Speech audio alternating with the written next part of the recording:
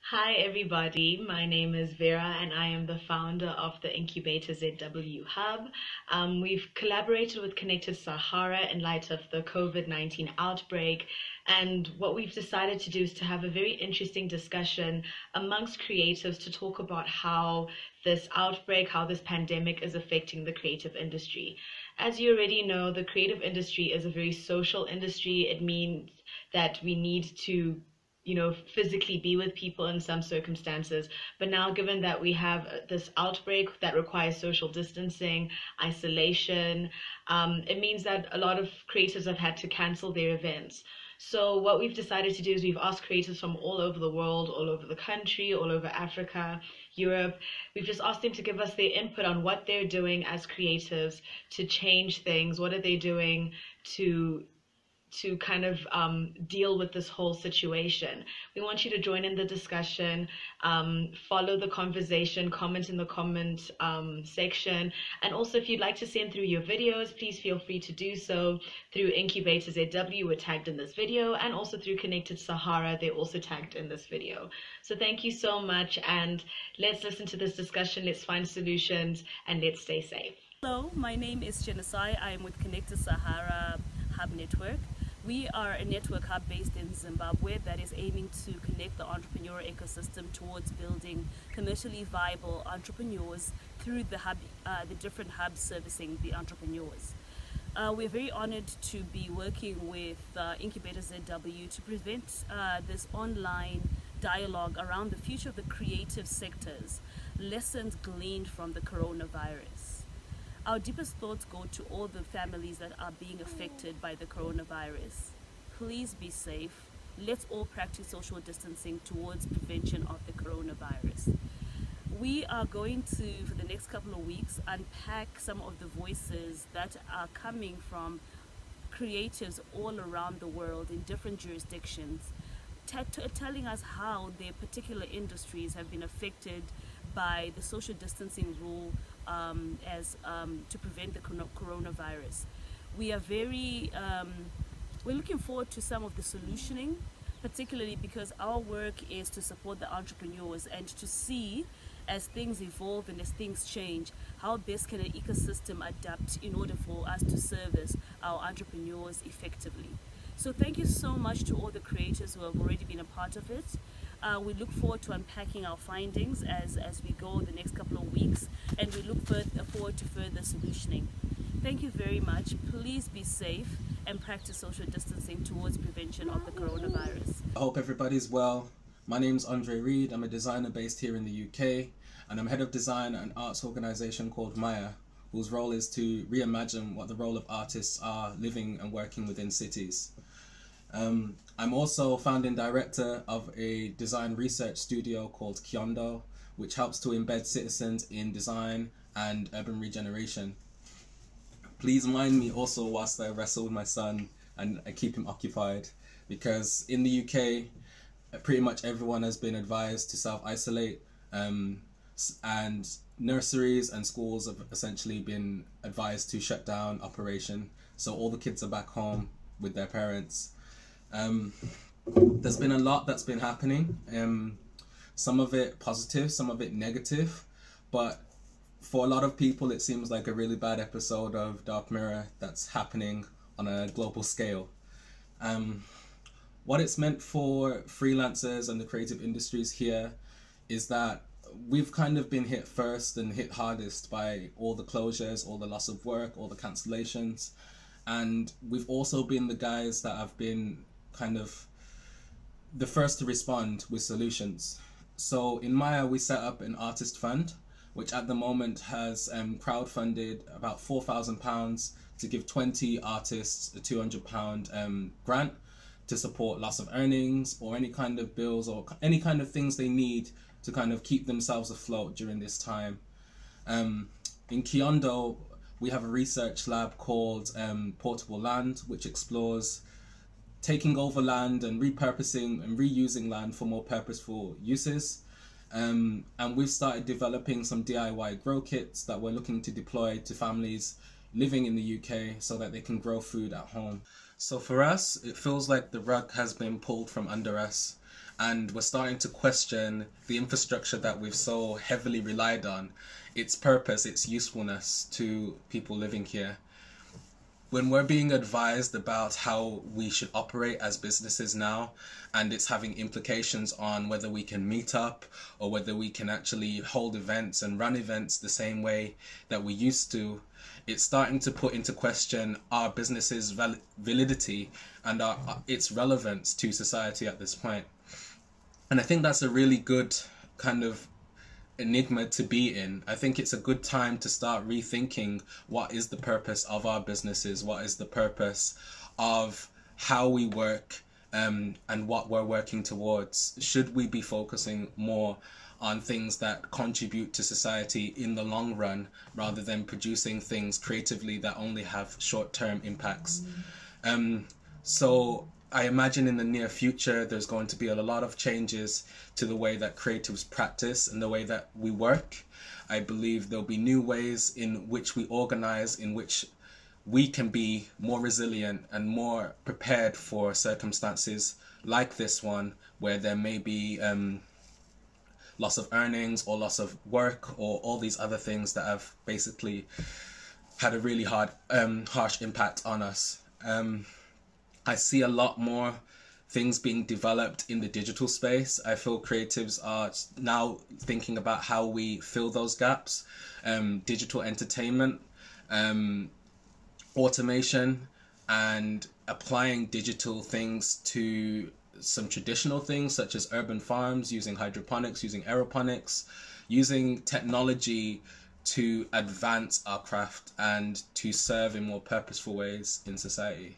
So overall, I'm hopeful. I'm happy in a sense that we've been gifted this opportunity. I'm not happy about all the carnage and all the stress and anxiety it's causing in society, but I essentially feel like it's a really good opportunity for us all to take advantage of. Hi, I'm Andra, and actually I'm doing a switch between the non-governmental sector and yet to be determined. So actually this time is a very interesting time. I don't know, I have a lot of creative friends in the Netherlands where I live, but also worldwide. For my friends in the Netherlands who are in the creative scene, either a musician or a photographer, or even people who just organize events, it's a very trying time. And I see some of them flourishing. I see some of them seeing it as an opportunity, and that inspires me. But I also see a lot of insecurity, even though I think for the creative scene it's always been very insecure. There's not always a safety net. Obviously in the Netherlands we do have a lot of social safety nets, but still I think it's not only touching the creative sector but also many other sectors. So that's what is making it a worldwide crisis and a worldwide problem. But yeah, I really hope we get out of it much stronger and hopefully wiser. And yeah, big shout out to everybody who keeps doing what they're doing. Hi, my name is Sam Omindo. I'm the creative director of a menswear fashion brand called Gentile. We're all about trying to help men re-identify with their rich Kenyan cultural heritage by combining bold prints and patterns with a contemporary vibe. As far as my take on the coronavirus impact on the creative sector, I'd say it's largely twofold. One, positive in the sense that more and more Kenyans or Africans will start looking inwards for local solutions. So I anticipate that more fashion brands and more artisans will start getting work as importation and exportation becomes more of a logistical nightmare. The disadvantage of the coronavirus, however, has to do with the fact that more artisans will essentially lose work in the interim, and more businesses will essentially close as we try to curb the spread of the virus. But I foresee a better opportunity for those who choose to manufacture locally in Kenya for example. Yeah, so thanks. Bye. My name is Jessica Manisa, and I am the manager of Ideating Hub in Mozambique, which is a business accelerator for social and business development. Um, I believe we're all definitely affected by this pandemic of the corona. I'm going to resume everything, um, how it affects the creative sector in one word, which is connectivity and leveraging networks. So, yes, we're here, everybody's working from home, everybody's advised not to interact, but we know that creative work somehow requires interaction. So, for me, it's a time that we can take advantage and match synergies with people that have the digital, the technology skills to help creatives leverage their work. Because at this point, yes, we do it somewhere like here and there, but we're not actually seasoning to the most. We're not making the most out of these partnerships. So this is the time to form powerful partnerships for the creative sector, because creatives can be very limited when it comes to digital skills. We use social media, yes, but how do we use social media? Are we using it in the way that could benefit us the most, or we're just there because I know we need to be there? There's exposure, but I believe that this is the time for us to actually have these conversations, because obviously we don't have nowhere to run to. So we need to touch these points, like how can virtual reality, how can augmented reality merge with creativity and come up with solutions that can cause an impact, and solutions that won't limit us in times like this. So I believe that aside from all the negative that is coming with this corona, there's the positive side that is coming, which is we have the chance to make a change. We have the chance to connect and create meaningful solutions between the creative sector and the digital sector. So that's it. Thank you, guys. Hi, my name is Abdurrauf Abdullahi. I'm a stage actor, Swahili Potter, a CBO based in Mombasa that nurtures talent of the techies and the artists. Talking of the coronavirus affecting the creative industry, it is not only affected it in a negative way, but also in a positive way. Negative, we've had cancellations of concerts, film shootings, conferences, etc., etc. And we all know that it might be one form or the other of us artists getting the food on the table. In the positive way, at least it's time for us to give back to the community, using our own form of artists to spread awareness on the dangers of the coronavirus. Nevertheless, we have also been reminded to go digital. I know that some of us have not yet gotten to know of the digital platforms that are available to us that we can use to market our art. So I think it's a good chance for us to dig into the resources that are available that we can use to improve our art. So thank you. Hello, good afternoon. My name is Adrian Mankachipindi, the Director National Council of Zambia. I think the coronavirus, the COVID-19, is the wake-up call to the creative sector, particularly in the area of the future of work, that we should not always assume that we work in a space where things are guaranteed and that there's always be something that will come and disrupt us. So we should be able to adapt and move quickly. I also think that in the wake of the coronavirus, some of the creative sectors have been affected. They're being seen as they're not an important aspect of it. And I feel that, like here in Zambia, a lot of events have been cancelled and stuff like that. I think it's very important that creatives probably restate our relevance in a space where the world is operating in a different way. So we need to maybe be a bit more forceful, be a bit more flexible in engaging the community, be it the digital space or other different ways. Because I strongly believe that even with this isolation, even with this sort of lockdown, there's a stronger space for the creatives to do their work, and I think it's very interesting. So I hope that we'll learn more and we'll come together and we'll come out of this a bit more strongly. And most importantly, it's time to prepare and be sure that we'll be ready when the world comes out again. Thank you. I'm Noreen Makasawe, founder of the Radical Leap Company. We help SMEs in Europe, Middle East, and Africa and Asia Pacific launch, grow, and expand. And we do that through strategy, technology, and trade diplomacy, which looks at market expansion services and opportunities for investment. So, what does the future of work look like now in the wake of the coronavirus pandemic, travel restrictions, lockdowns, people having to work from home? What this virus has done is highlighted to just about every sector, industry, governments, businesses, just how unprepared most businesses are.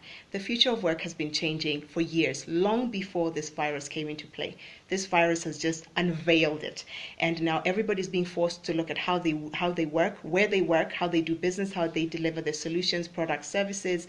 And if you look at the creative sector, for example, the creative industry, they're being forced to look at systems, processes, things that they haven't put in place, technologies. And that's just one thing. There's so much to unpack about this subject. My name is David Bashir. I'm from Mozambique. I'm visual artist, photographer, and filmmaker. I'm founder of Bashir Design Multimedia Company here in Maputo. Now we're having a tough time because we can't do our work, our job, everything is being cancelled. As a filmmaker, or I like to write a story about people, now I cannot connect with those people because of coronavirus. So all the residents, all the things now is being cancelled in Mozambique, outside in Europe. It's so bad this time to survive and to support life now. But when you look another way, the history, it's good for the environment because now these times is less pollution for the nature. Hi, my name is Lorella Joey. I'm the founder of Filmic Media, an independent production company based in Nairobi, Kenya, and also the founder of Filmlink Africa, a platform online for networking that is meant for filmmakers and creatives in Africa and around the world. Our role as filmmakers in these times of the global pandemic of the coronavirus is really to entertain and educate. Right now, people are at home, people are watching content, and so we are entertaining. On the other hand, educating. How do we use our influence and our platforms that we have to be able to share authentic sources of information, to be able to share guides and things like that people are really wanting to see, to read, and things that can help people get educated and get aware of whatever is happening. I think that's also part of our role as the creative sector.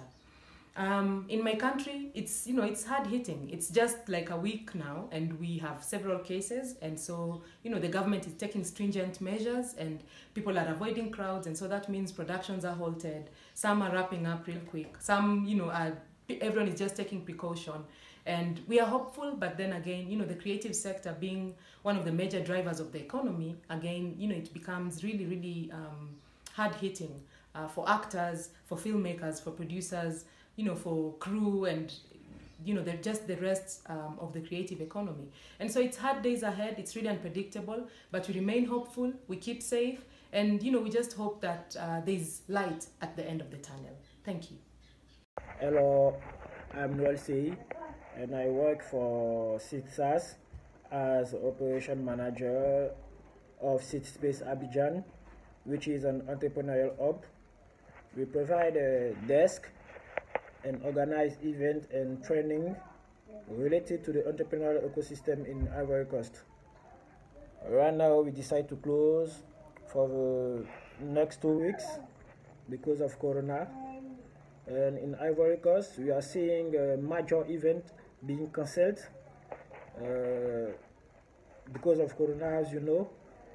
And someone will say everything can be done online via platform like Facebook, like YouTube, or I don't know, but will it have the same reward? I don't think so. I think it's a world system that we have to rethink, and it's not an easy thing to do. And right now, we have to stay safe at home and respect the prevention measure. Hi everybody, my name is Radia and I'm from Zambia. I work for Bongo Hive slash Social Enterprise Academy. Bongo Hive is a tech and innovation hub, and we offer learning and development and support for startups. Social Enterprise Academy is the same thing, but for social enterprises, we try to help move them from, grandpreneurs into sustainable businesses. And we're also supporters of creatives. We recently run a creative enterprise program across 3 countries, Zambia, Malawi, and Mozambique. I'll start from saying I'm working from home right now. All of us are working from home since the pandemic started, and we're still very productive. And this is because Bongo Hives put measures in place. There was a lot of groundwork that was laid in order for us to remain productive even in a time such as this. But I think what we've realized is, we didn't put measures in place, first of all, to be able to continually support our learners when we can't interact with them face to face. And I think this has been such a wake up call. We have been thinking of, virtual trainings and, webinars maybe, but have never gotten down to it. And this has really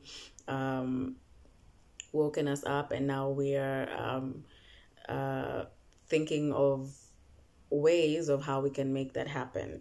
Another thing we've then gotten to learn, especially from somebody that creates this learning content, like I create curriculum for the learners, is that we haven't really put a lot of content that emphasizes on embracing digital platforms. How can you remain productive? What sort of technology can you incorporate in your creative business? And we're now sitting down again to think, okay, great. Hi, my name is Jackie May. I'm based in Cape Town. I'm the founding editor of Twig magazine, which is a platform promoting sustainability and the circular economy. We're absolutely devastated to see what's happening to our creative economy and to our maker friends and designers and fashion designers. We've put out a petition to government asking them to subsidize wages, because we don't think our community will survive without that. And we've seen other governments offer the same, and we hope that ours does and that yours does too. And then otherwise, we've also think we should be taking this time to really consider what it is that we make and offer and provide people. I think the time of excessive consumption is over. I think that people are going to be very cautious of how they spend their money, and we need to be ready to respond to that change in consumer behavior.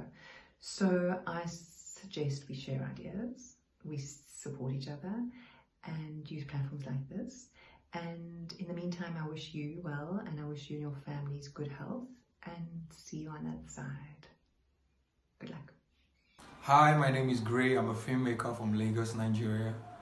And since the rise of the coronavirus, it's been hectic for us filmmakers to work.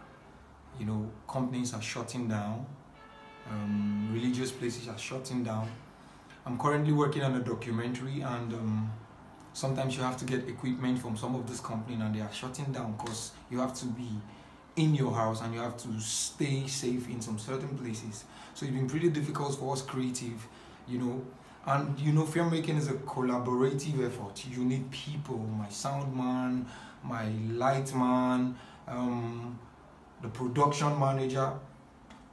And of course, you can be more than 50 in a certain place at a certain time. So it's difficult for us filmmakers.